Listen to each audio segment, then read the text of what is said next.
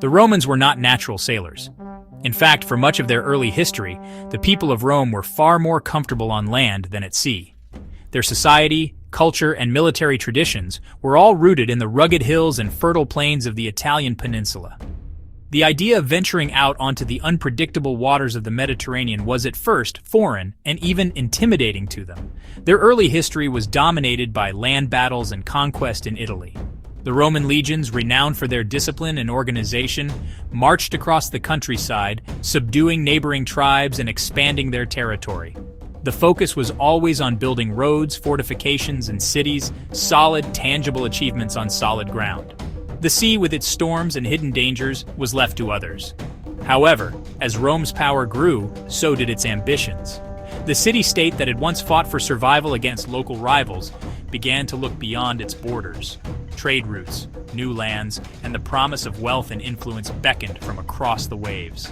The Mediterranean, known as Mare Nostrum or RC in later Roman times, became the stage for Rome's next great challenge.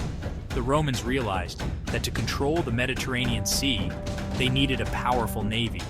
This was a dramatic shift in thinking. Building a fleet from scratch required not only ships, but also skilled sailors, new tactics, and a willingness to learn from their enemies. The Romans studied the ships of their rivals, copied their designs, and even captured enemy vessels to use as models. In a remarkably short time, they transformed themselves from landlocked warriors into formidable seafarers. Rome's first major naval challenge came from the Carthaginians, a powerful empire based in North Africa. Carthage was a city built on trade and seafaring, with a navy that dominated the western Mediterranean. The Carthaginians had centuries of experience navigating the open sea, and their warships were the envy of the ancient world. For Rome, facing Carthage at sea was a daunting prospect. The Carthaginians were skilled sailors and controlled much of the western Mediterranean. Their ships patrolled the trade routes, protected their colonies, and projected Carthaginian power across the waves. The Romans, new to naval warfare, had to adapt quickly. They invented new technologies, such as the Corvus boarding bridge, to give their soldiers an advantage in ship-to-ship combat. Through determination and innovation, Rome began to challenge Carthage's supremacy at sea. The clash between these two powers would shape the destiny of the ancient world. The struggle for control of the Mediterranean was not just a contest of ships and sailors, but a battle of empires, cultures, and ideas.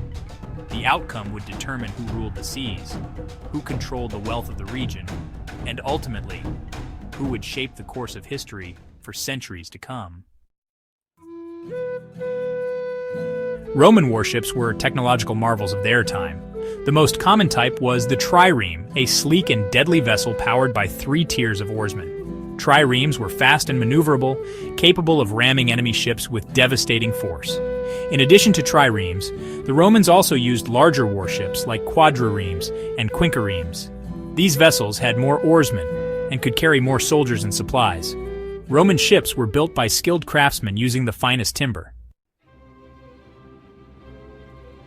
The First Punic War, which raged from 264 to 241 BC, stands as one of the most significant and grueling conflicts of the ancient world.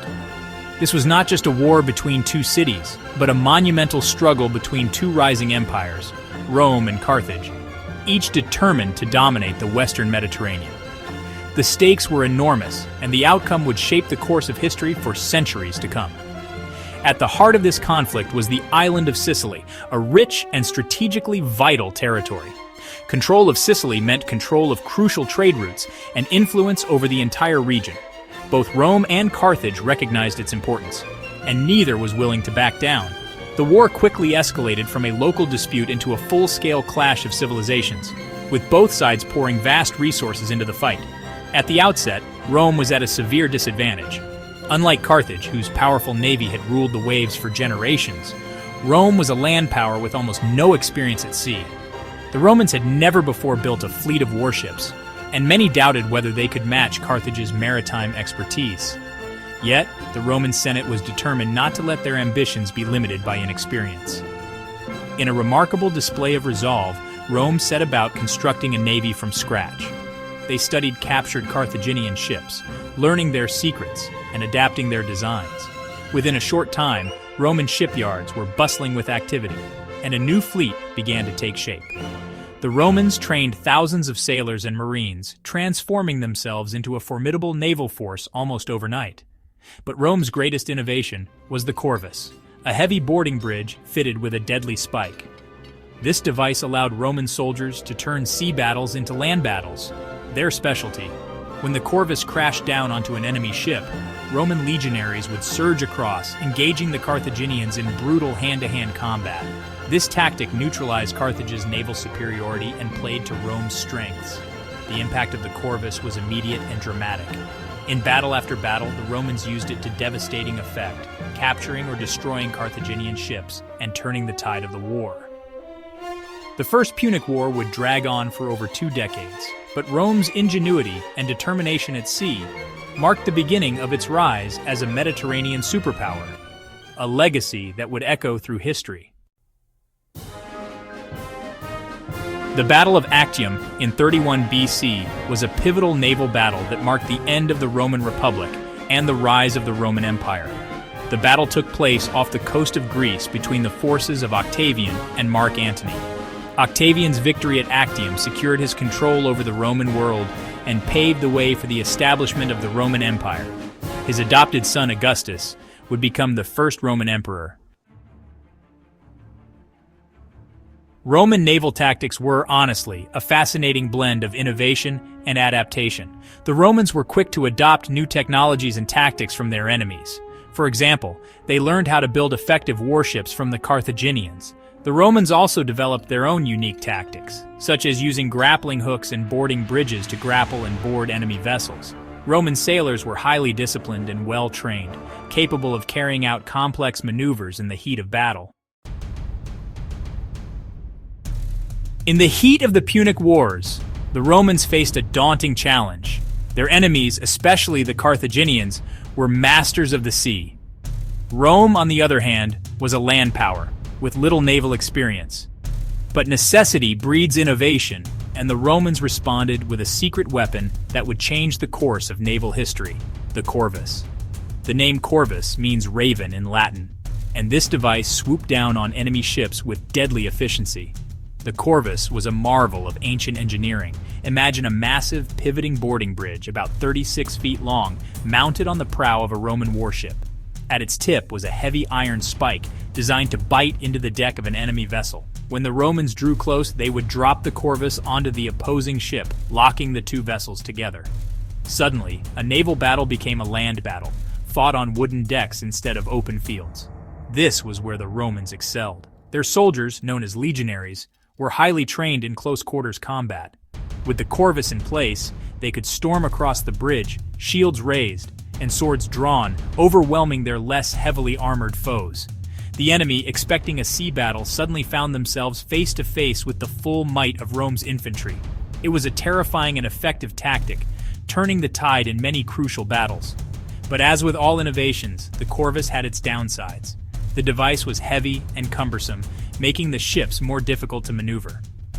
Roman sailors, already inexperienced compared to their adversaries, often struggled to control their vessels, especially when the seas turned rough.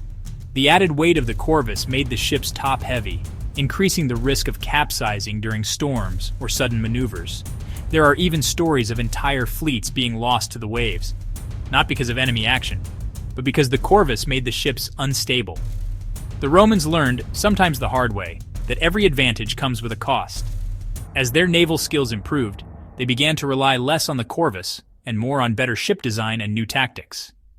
Eventually, the corvus faded from use, but its impact on naval warfare was undeniable. It gave Rome the edge it needed at a critical moment, helping to secure victory and shape the destiny of an empire that would rule the Mediterranean for centuries. The Roman Navy played a crucial role in protecting Roman trade routes and ensuring the flow of grain and other vital goods to Rome. The Mediterranean became known as Mare Nostrum, our sea, reflecting Roman dominance. Roman warships patrolled shipping lanes, suppressing piracy, and ensuring the safe passage of merchant vessels. This control of the seas was essential for maintaining order and prosperity throughout the vast Roman Empire. The legacy of Roman naval power is honestly pretty profound. Rome's mastery of the Mediterranean Sea enabled its expansion, facilitated trade, and spread Roman culture and influence far and wide. The Roman Navy's innovations in shipbuilding, tactics, and logistics left a lasting mark on naval warfare. Even today, naval historians study Roman naval battles to understand the strategic and tactical challenges of maritime conflict. From its humble beginnings, the Roman Navy evolved into a powerful force that helped shape the course of history. Roman naval victories paved the way for the rise of the Roman Empire, ensuring its dominance in the Mediterranean and beyond.